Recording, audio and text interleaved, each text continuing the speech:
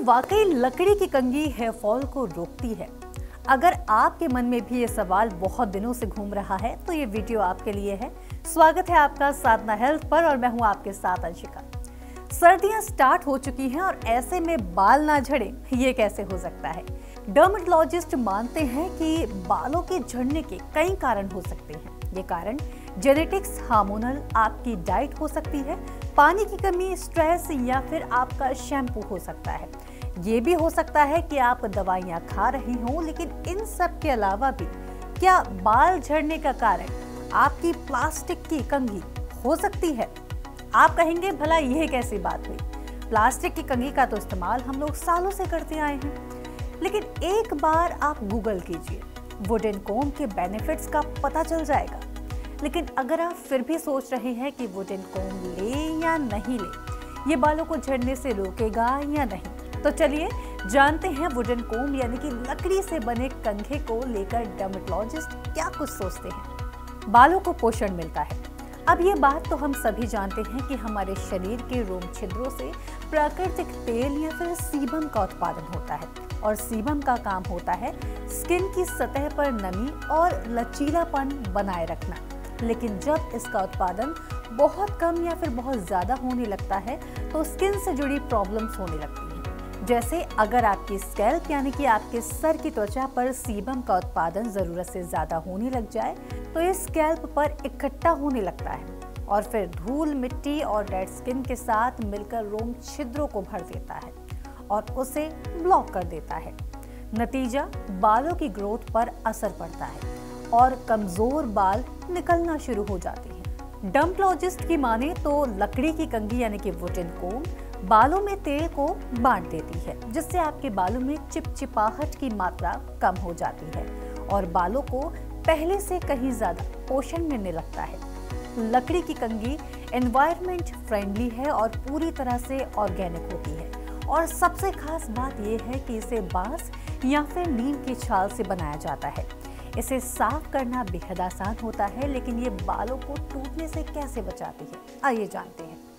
बालों को टूटने नहीं देती। अगर आप मेटल या फिर प्लास्टिक की कंघी का इस्तेमाल करते हैं तो जानते ही होंगे कि प्लास्टिक या फिर मेटल स्ट्रोक के अंत में उलझन पैदा करते हैं, जबकि लकड़ी की कंघी ऐसा नहीं करती। वुडन कोम्ब बालों में आसानी से घूमती है, जिससे बाल टूटते नहीं हैं और दोनों में होने से भी बचे रहते हैं।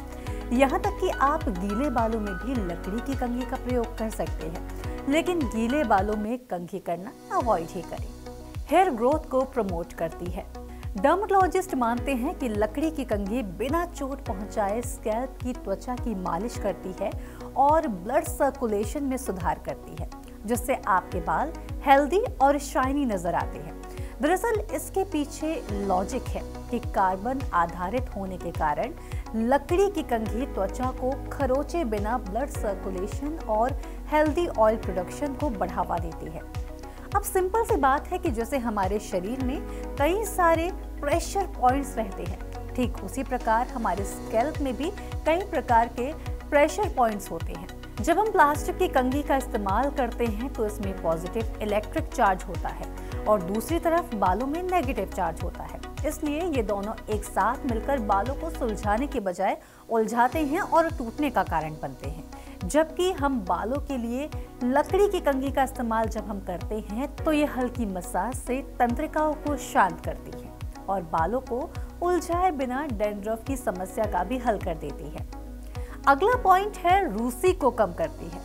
सर्दी आते ही डैंड्रफ बालों की आम समस्या बन जाता है और हम डैंड्रफ के इलाज के लिए न जाने किन किन घरेलू उपाय और एंटी डैंड्रफ शैम्पूस ट्राई करने लग जाते हैं, जबकि समस्या का मूल कारण तो हम समझ ही नहीं पाते।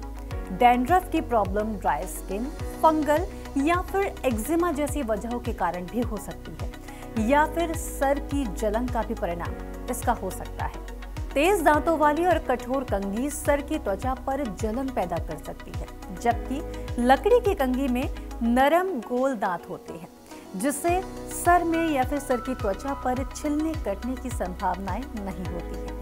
वुडन कोम्ब की सबसे अच्छी बात यह है कि ये प्राकृतिक तेल को अच्छी तरह से बालों में वितरित करके उन्हें रूखा होने से, रूसी होने से बचाती है। नंबर 5, तनाव कम करती है।